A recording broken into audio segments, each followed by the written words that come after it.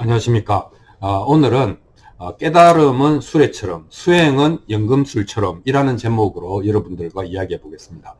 그 이제 뭐 붓다는 인간의 괴로움, 현대적인 말로 표현하면 스트레스에 대한 해결을 이제 그 근본적인 자기 철학의 주제로 삼았지 않습니까? 그래서 여기는 단순히 스트레스를 해소할 수 없고 근본적으로 깨달아야 한다라고 하는 이제 문제의식에 이르렀죠. 그런데 이제 우리가 생각할 때 그 진공 상태에서 무슨 사상이 태어난 것은 아니기 때문에 붓다는 붓다 시대의 시대 정신과 그 깨달음이 관련이 있었을 것이다 라고 생각을 할 수가 있습니다. 그리고 그 시대의 시대 정신이라고 하는 것은 그 시대가 이룩한 물질 문명의 기초가 있을 것이다 이렇게 생각할 수가 있죠.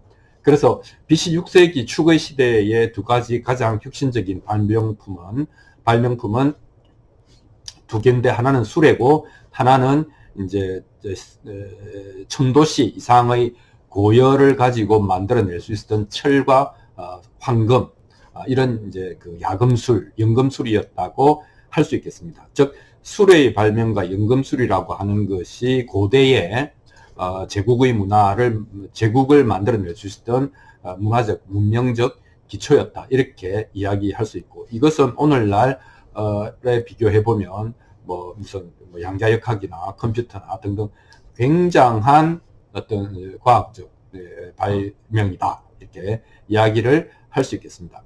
자, 그래서 붓다는 그 처음부터 끝까지 자기의 그 철학, 자기의 사상, 자기의 종교적 가르침을 형이상학 난해하고 어렵고 아무나 접근하기 어려운 형이상학이라고 불리워지는 것을 반대했을 뿐만 아니라 심지어는 나의 돈은 어렵지 않다. 누구든지 건강한 판단력만 있으면 와서 보고 듣고 이익을 취할 수 있다. 이렇게 역설을 했죠.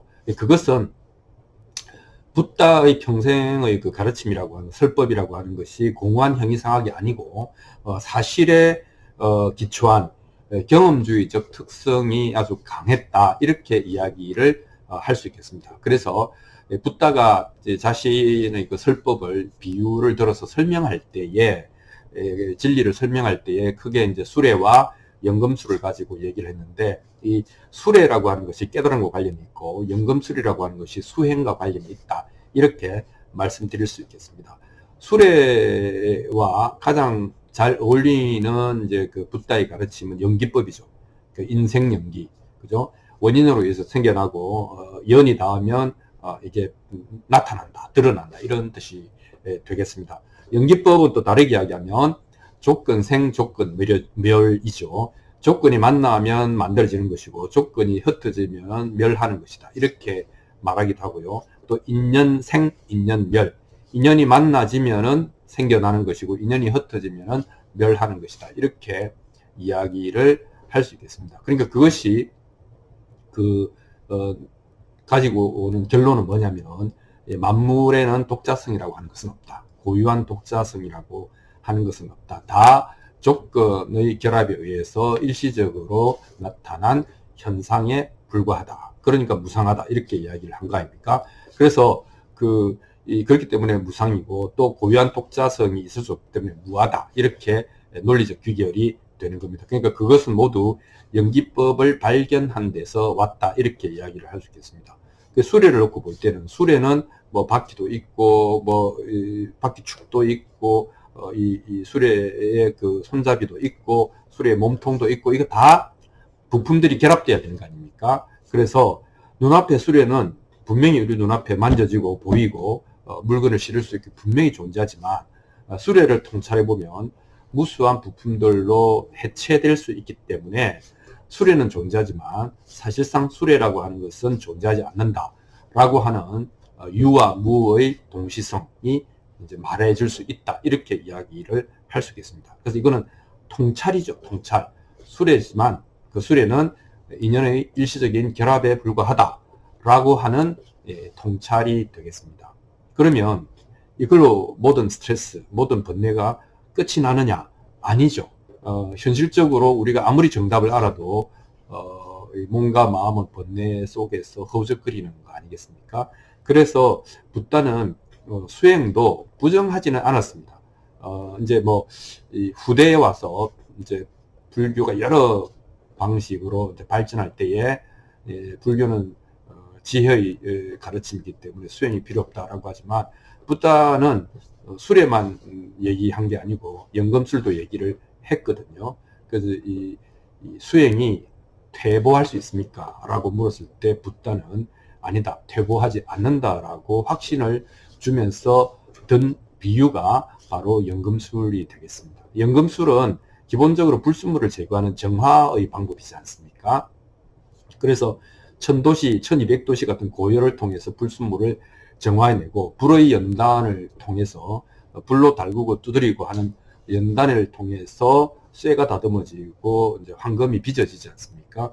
그렇게 해서 이 명상과 고행이라고 하는 수행 과정도 이제 어떻게 보면 잘 순화시켜서 연금술로 쓸 수 있다, 이렇게 이야기를 한 것이죠.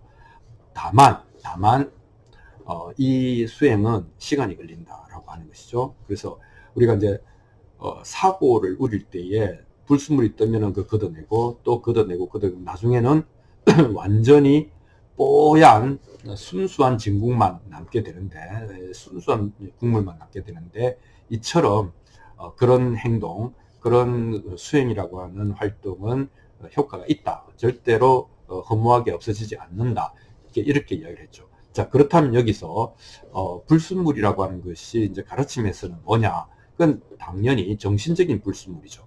정신적인 불순물은 뭐냐면 탐진치가 되겠죠. 그죠? 우리를 어떻게 보면은 번뇌와 악에 빠뜨리는 탐진치라고 하는 정신 또는 마음인데, 이 마음이 우리로 하여금 음살도라고 하는 훔치고 죽이고 그 다음에 음행을 하게 하는 그 나쁜 행동을, 이때 나쁜 행동은 뭐 사회적으로 지탄받을 행동이라는 말도 되지만 번뇌를 가져오는, 자유로 이끌어 가지 못하는 속박을 가져오는 뭐 이런 뜻이 되겠죠. 그래서 이 탐진치라는 불순물을 이 제거하는 방법으로서 사실은 이제 명상이나 고행, 명상을 위주로 하면 수정주의고 고행을 위주로 하면 고행주의 아니겠습니까? 그러니까 이거는 생각을 죽이거나 몸을 죽이는 거지 않습니까?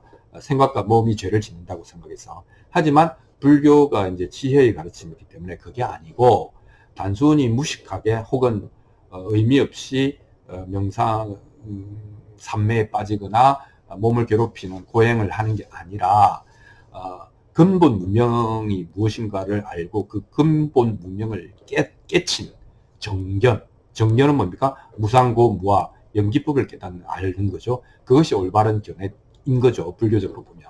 이 정견을 가지고 정견의 도움을 받아서 탐진치를 부수고 그 다음에 현실에서 그 마음이 올라오고 그런 행동을 하려고 할 때마다 이 무상고 무아 연기법이 작용을 해서, 그것이 정념 아닙니까? 그것을 떠올려라, 그것을 기억해내라.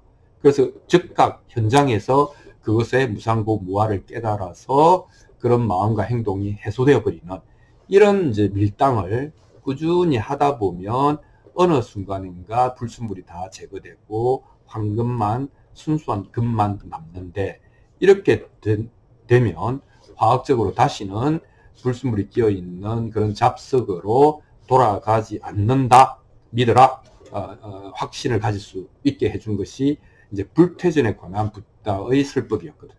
그러니까 부다의 설법의 양대 축은 하나는 깨달음에 관한 것이고 그것은 수레고, 또 하나는 수행에 관한 것인데 그것은 연금술이고, 이렇게 이야기를 할 수 있겠습니다. 둘 다 당대 BC 6세기에 전 세계를 아울렀던 그 제국을 형성하는 데 필요로 했던 가장 그 기묘한 핵심적인 문명적 혁신이었다, 이렇게 이야기를 할 수 있겠습니다. 그래서 자꾸 부다는 관념적이고 행위상학적인 것보다는 현실에서 보고 듣고 바로 깨달을 수 있도록 어렵지 않게 설법했다라고 하는 것을 강조하는 것이죠. 그 이후에 불교는 좀 더 이제 어렵게 된 경향이 있죠. 엘리트에 의해서. 하지만 부다는 40년간 길거리에서 설법을 하는데 엘리트만 들은 게 아니지 않습니까? 그래서 이 두 가지를 예시로 해서 깨달음과 수행을 설했다, 이렇게 이야기를 할 수 있겠습니다. 그래서 부다는 확신이 있었던 것 같습니다. 신문물을 가만히 관찰해 보니까 이런 속성이 있고 이 속성이 우리의 마음에도 그대로 안식처가 될 수 있겠구나 라고 해서 이런 이 신문물을 가지고 도를 이룰 수 있겠다 이렇게 생각했던 것 같습니다. 그래서 붓다는 항상 언제나 나의 도는 어렵지 않다 이렇게 누구든지 와서 보고 이익을 취할 수 있다 이렇게 이야기를 했던 것 같습니다. 자, 우리가 깨달음이니 수행이니 하는 말은 전문적이고 어렵고 이미 많이 오염되어 있는 단어처럼 느껴진다면 수레가 주는 통찰, 그 다음에 연금술이 주는 정화, 이 두 가지만 생각을 품고 있어도 우리가 마음의 번뇌를, 스트레스를 다스려 가는데 큰 도움이 될 거라고 생각합니다. 여기까지 하겠습니다. 감사합니다.